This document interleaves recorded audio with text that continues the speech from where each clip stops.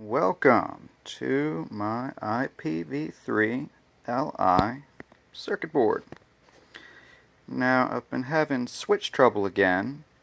Gosh, 6 months ago, the switch would auto-fire, and then, miraculously, it healed itself after about a month without major catastrophe.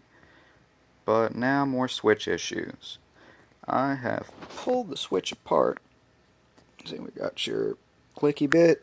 Well, we've got your button part, button surround, and this part right here is what everybody's most familiar with. That's goes to the outside part of my workbench. But this guy right here, that's what makes the actual click, just like the top of a Snapple can. Alright, and I guess it touches contacts there inside the switch. And I have cleaned it up. Just wanted to get a shot with it all taken apart. Namaste. Let's have some prayers. And let's let this thing live again.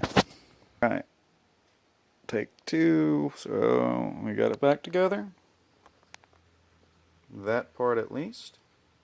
That's what it looks like as you're tearing it open. Now I'm going to do a dry test before I bolt it all back together. Okay, so it's starting to come on. Put it back together.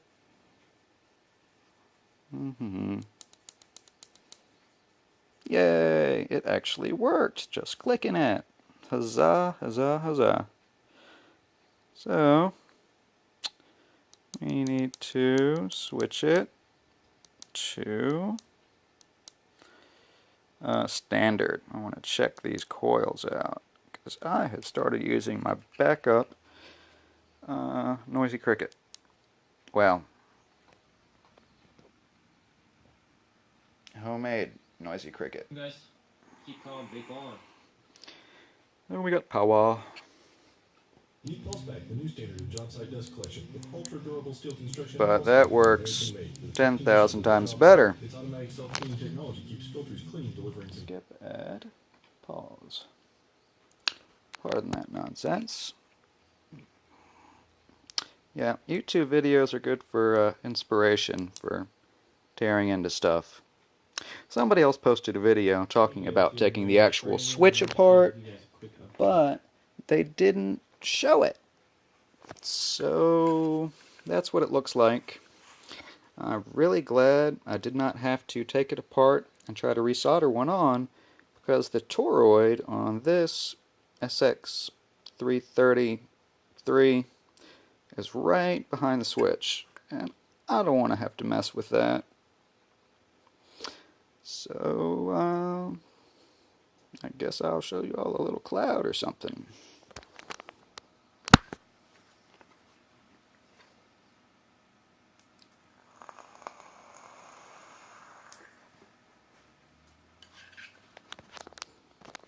How's that for camera work?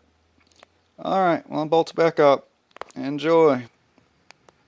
I'll just give you all the breakdown in reverse. So here's the board back in. It just slides out. It's not bolted in or anything. If it gives me more issues, I might reinforce the back of it with some hot glue, because it does flex a tiny bit when you click it. But, oh yeah, and problem 6 months ago was partly from the touch sensor thing, I believe. That has been nothing but painful mistakes when you're testing coils and it splatters. So that is what this wire is, and it plugs in right there. Works fine without it. I just tuck it out of the way and bolt it the rest of the way up. When you've got it open, you might as well clean out the bottom side of your 510. See, that's it sprung like all the way down. I've got the hybridable Buddha on there. Alright, well, I'm going to pause.